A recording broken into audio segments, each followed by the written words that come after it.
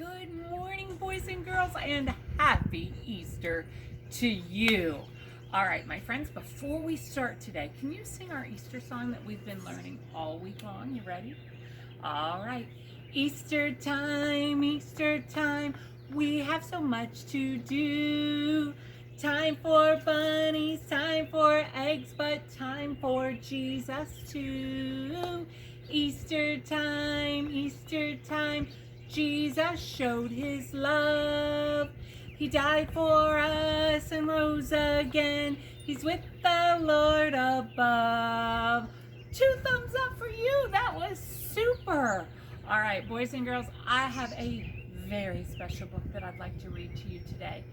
This book that I'd like to read was one of my kids' favorite books when they were growing up. So every spring, right around Easter time, I would read them this book. So I'm so happy that I still get to read it, because remember what I used to say to you? They're not little anymore. They don't really enjoy me reading books to them, but I love that I have my special friends at school that still like to listen to my stories. All right, Mrs. Hilsher is going to take her bunny glasses off during this so I can see a little bit better. My friends, today's story is called The Legend of the Easter Egg. Boys and girls, I love the artwork on this. It's so beautiful. Let me show you the back of the book. The back of the book, boys and girls, has a little nest with a little tiny chick. Isn't that cute? I thought I'd show you the artwork. Boys and girls, this book is by Lori Wahlberg. She's the author. And it's illustrated by James Bernardin. Now, he did the illustrations. That means he did the artwork. And boys and girls, it's so pretty. But before we go any further, I want to mention something to you. Does something sound familiar? When I say familiar, it means you've heard it before. The legend of the Easter egg. Boys and girls, the legend is a story, it's not a true story. It's kind of just a story about something. Do you remember another book that we read a long time ago that had that word legend in it? Are you thinking? Maybe you were thinking, boys and girls, about the legend of the candy cane. Do you remember that a long time ago? At Christmas time, boys and girls, you can see from this picture, it's a winter picture. They've got hats and scarves on and there's snow. Well, my friends, I want to open this up and I want to just remind you about something. In this book, there was a man and his name was John Sonneman. And do you remember what kind of store John Sonneman opened? Do you remember it? You're right, it was a candy store. And here he is in the candy store. Remember Lucy came and helped him? And he has all kinds of jars filled with candy. He's filling, it looks like maybe even jelly beans or some kind of candy in that jar. Boys and girls, there was a special candy, and this is what the story is about, that John Sonneman had. Do you remember what it was? You remember, don't you? It was a candy cane. And when he turned the candy cane upside down, what letter does that upside down candy cane look like? You are correct. It looks like a J. And J stands for? You're right. J stands for Jesus. So boys and girls, in our story today, Mr. Sonneman is in our story today. So you be listening. And my friends, when you hear Mr. Sonneman's name, I want you to go like this, because remember at school, when we heard something that we had heard before that we knew, this was the sign for that. So when you hear Mr. Sonneman's name, you do that, okay? Boys and girls, the legend of the Easter egg.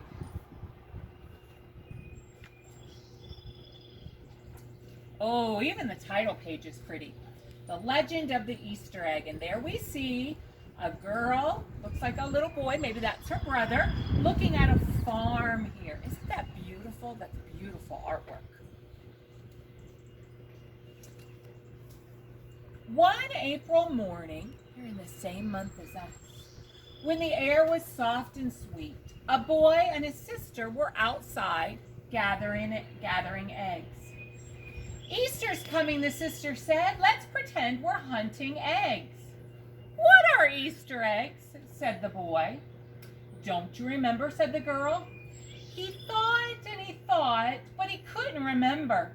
He was going to ask again, but just then she scared up a hen, squawking from its nest in the grass. Look, she cried. Smiling, she held up a rosy brown egg. The hen laid eggs, and the girl found an egg. That night, the boy woke to the sound of his name. Thomas! His mother's face bent over his. Your sister is sick. Papa must take you away. When she told him that he could not see Lucy, he nodded. When Papa told him where he was taking him, he smiled. But he was not really awake. He didn't understand. Boys and girls, the mama came and got him up in the middle of the night because his sister was sick. And he was having to go somewhere so that he wouldn't get sick too. He smiled. Wonder where it was that she took him. When he woke again, Thomas did not know where he was. His bedroom was gone. Mama and Papa and Lucy were gone. But before he could even think about being scared, his eyes grew wide and he sat straight up. Had he died? Was this heaven?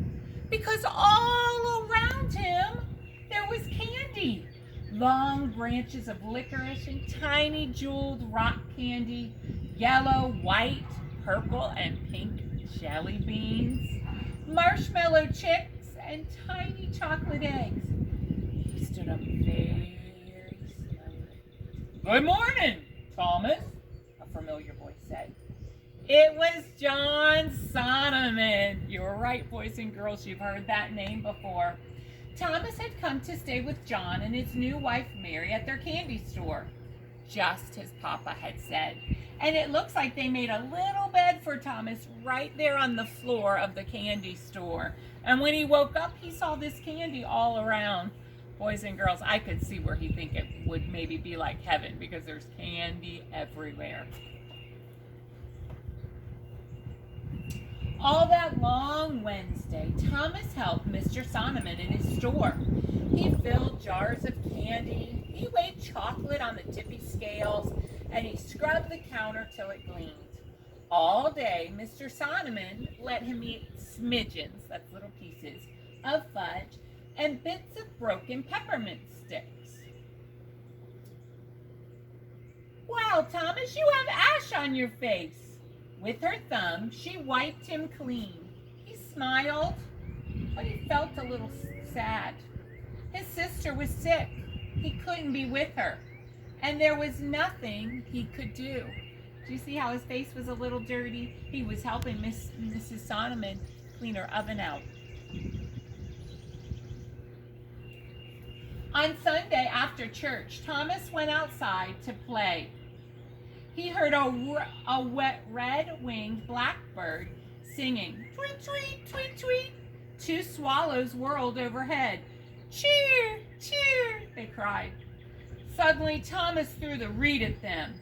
And then he snatched up pebbles, and he threw the pebbles at them too.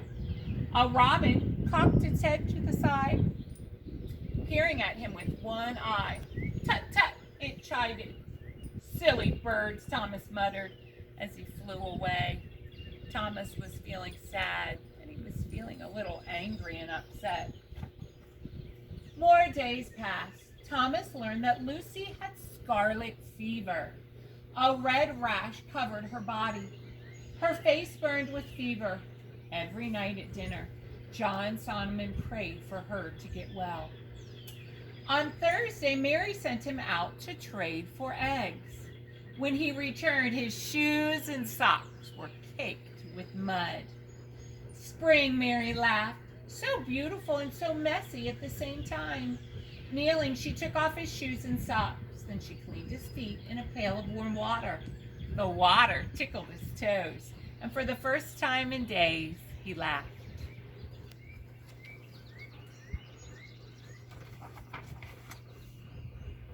Friday dawned bleak and cold. At noon, the stores closed, and everyone went to church. Thomas listened to the story of Jesus' death. The minister talked for a long time.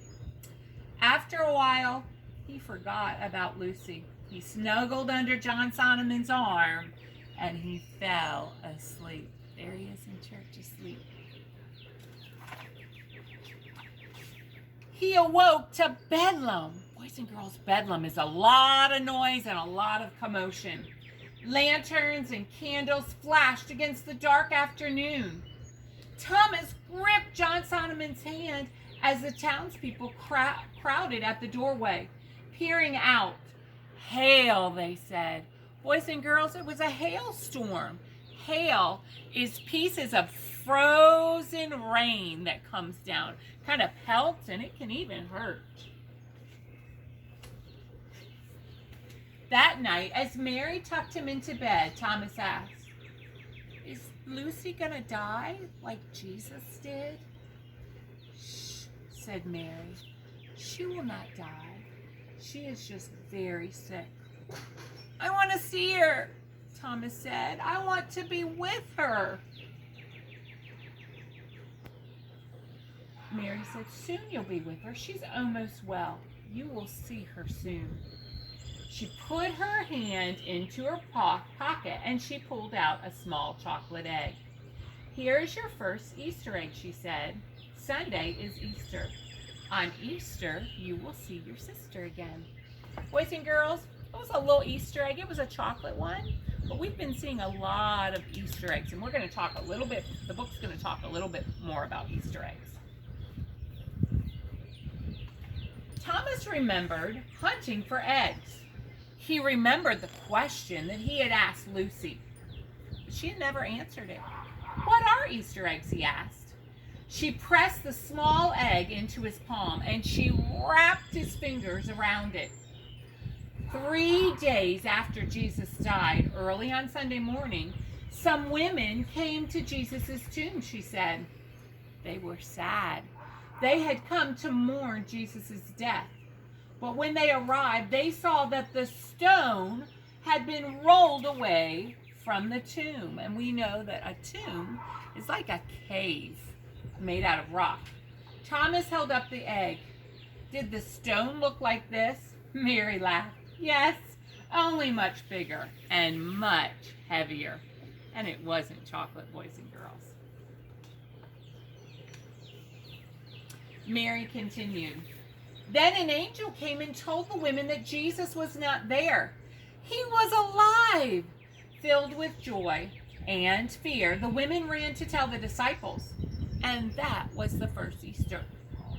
"But why do we have Easter eggs?" Thomas asked.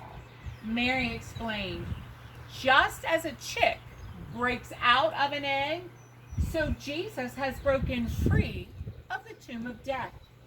Easter eggs remind us that Jesus conquered death and gives us eternal life." She tucked the blanket under his chin. "Remember," she said, "believe in Jesus, hope, and pray.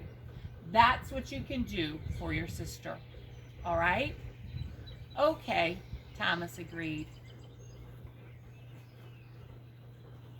All Saturday, Thomas stayed inside and colored eggs. Outside, the freezing rain fell, but inside, he stood near the glowing cook stove. A cook stove, boys and girls, it's just a stove. That's what they used to call it. He stood near the glowing cook stove, dipping eggs. He was coloring eggs. As he plunged the cool white eggs into the warm red dye, he thought of Lucy's fever. He remembered the story of the Easter egg, and for the first time in his life, he prayed all by himself.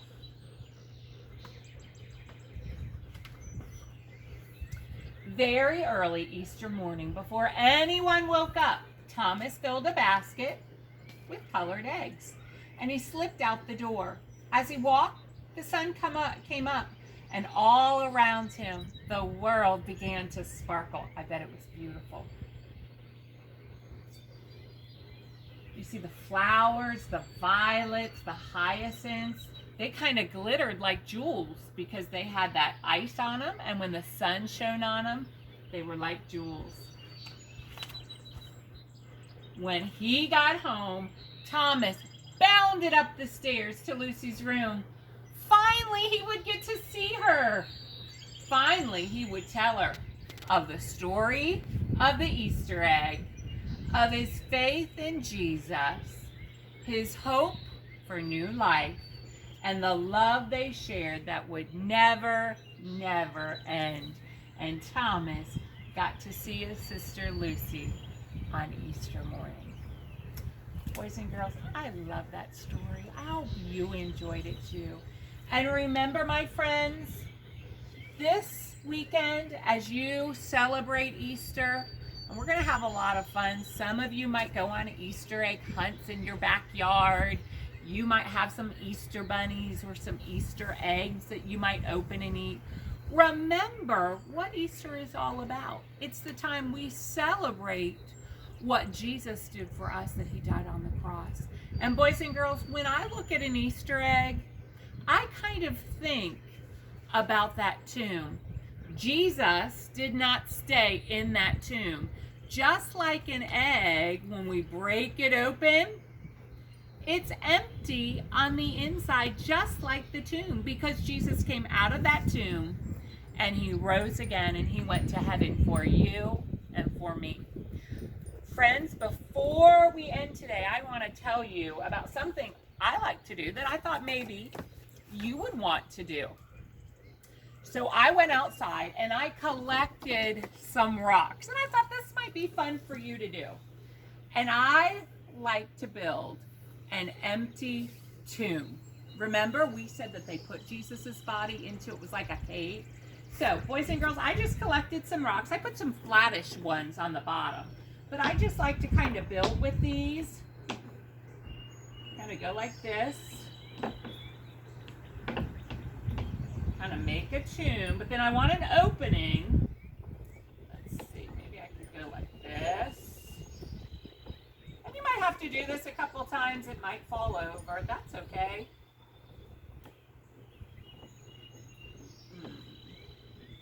Let's see. Now I'm going to take this and I'm going to put this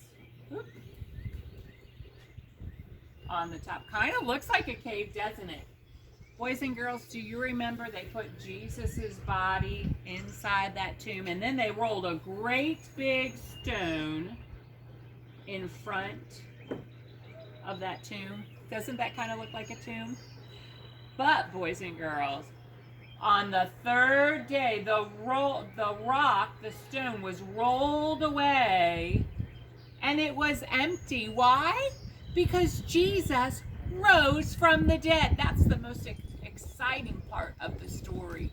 Does anybody remember what was sitting on top, or who was sitting on top of the stone that rolled away? Do you remember? It was the angel. You're right. And the angel told them, Jesus is not here, for he has risen. And that was a great day of celebration. My friends, this weekend, you'll get to celebrate Jesus raising from the dead. And you know what? No one can ever take that celebration away from us. So I want you to have a wonderful time of celebration, celebrating Jesus' death on the cross, but most important, that he didn't stay in that tomb, that he rose again for you and for me. Boys and girls, I love you very much. I hope you have a wonderful Easter. Bye-bye. Love you.